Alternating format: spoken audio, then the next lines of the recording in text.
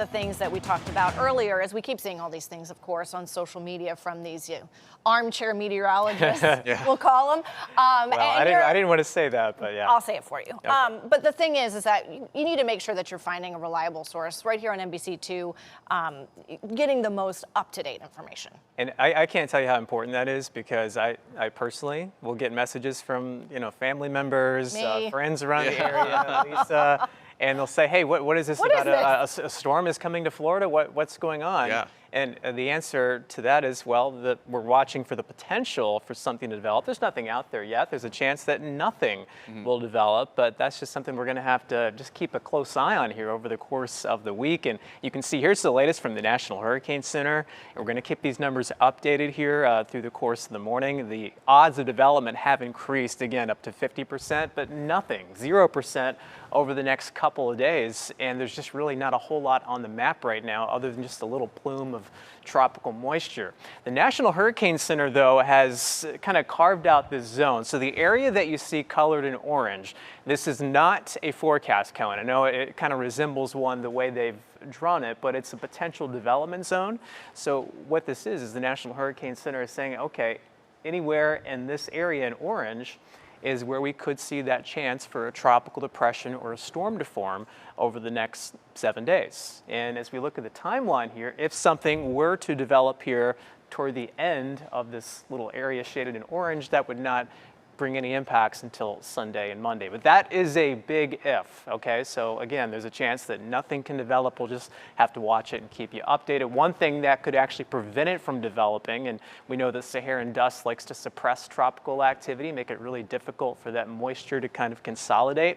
But there is a lot of dust here across the central Atlantic, just above this little feature, which is kind of right about here. So we'll see how it interacts with some of that Saharan dust over the next few days, and then we'll have a much better idea of how the rest of the week will unfold.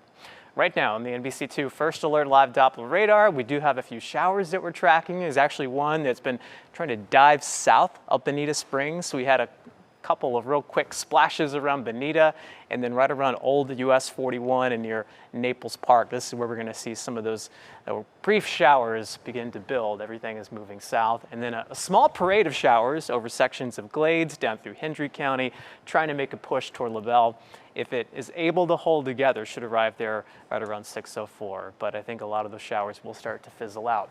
Upper 70s with a blend of sunshine and clouds as we kick off your Monday morning, starting a new week, and plan on afternoon rain, showers, thunderstorms, some pretty good soakers out there today. So just make sure to have the umbrella, especially as you're driving home 4 or 5 o'clock today. It might be kind of a slow go of it, especially with the traffic and considering we could see some of those heavier pockets of rain.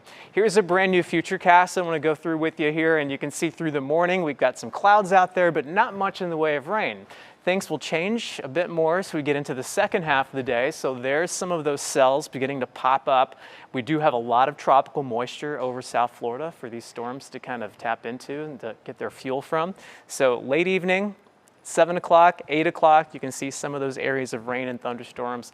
I'm going to put rain chances around 70% today. So I think more neighborhoods than not will end up seeing the rain, and potential flooding could be an issue here because the ground's already pretty wet. This is one model's take on the rainfall range that we could see, anywhere from less than an inch, and some pockets could potentially produce up to 3, maybe 4 inches of rain. So we'll keep a close eye on that. Scattered storms here for your Monday evening and Monday night. So if you have outdoor plans tonight, you might want some backup plans. Tuesday is going to be another fairly active weather day, but not until the afternoon. Rain chances again tomorrow around 70%. So that will hold our temperatures into the lower 90s. And then we're not going to see as many storms Wednesday, Thursday, Friday. So we turn up the heat, mid-90s then, and throughout the week, of course, we'll be tracking that area of interest. It's in the central Atlantic right now, over 2,000 miles away. And if anything, just kind of a reminder that we are starting to head toward the peak of the hurricane season. That's your NBC2 First Alert forecast.